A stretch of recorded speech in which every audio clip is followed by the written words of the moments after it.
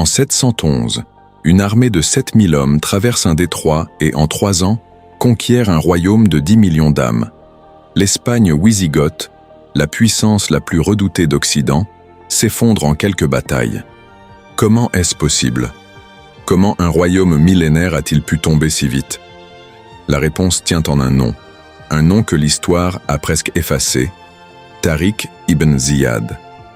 Pour comprendre ce qui se joue en 711, il faut comprendre l'Espagne wisigothe.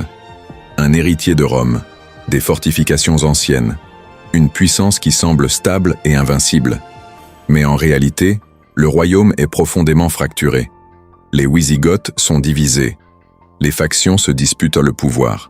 Le peuple est oppressé. Et le roi Roderick n'est pas pleinement légitime. Il a pris le trône par la force. Une moitié du royaume refuse de le reconnaître. L'Espagne est prête à s'effondrer de l'intérieur. Au Maroc, le gouverneur omeyyade Moussa ibn Nusayr a déjà consolidé son contrôle sur le Maghreb.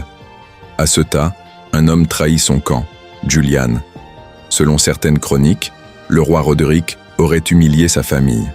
Par vengeance, Julian ouvre les portes de l'Espagne et révèle ses faiblesses.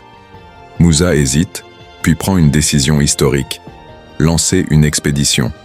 Il confie le commandement à un homme inattendu, un guerrier berbère, Tariq ibn Ziyad, un ancien esclave affranchi.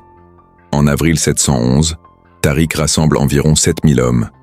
Il traverse le détroit qui prendra plus tard son nom, Gibraltar.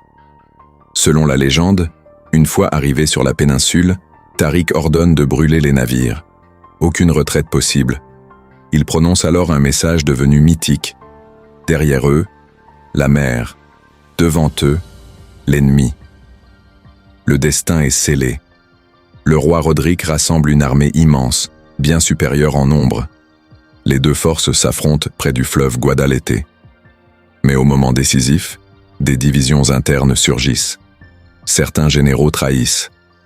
La cohésion de l'armée s'effondre. Roderick disparaît dans le chaos.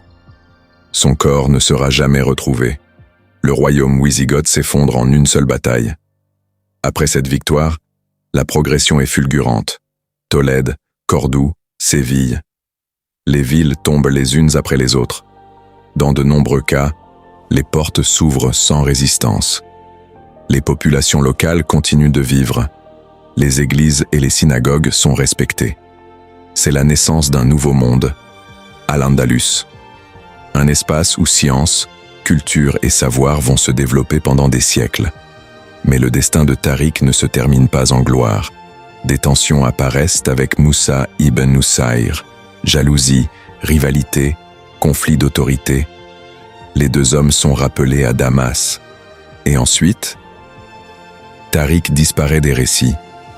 Aucune tombe certaine, aucun monument. L'homme qui a changé l'histoire de l'Europe s'efface dans l'ombre. Pendant des siècles, Al-Andalus marquera profondément l'histoire. Et même si les noms s'effacent, certains symboles restent. Le détroit qu'il a traversé porte encore aujourd'hui son nom, Gibraltar, la montagne de Tariq. Les empires disparaissent, les récits changent, mais certains noms restent gravés dans la géographie elle-même. Si cette histoire t'a marqué, partage-la. L'histoire qu'on oublie ne disparaît vraiment que si personne ne la raconte. Abonne-toi pour découvrir d'autres figures oubliées de l'histoire.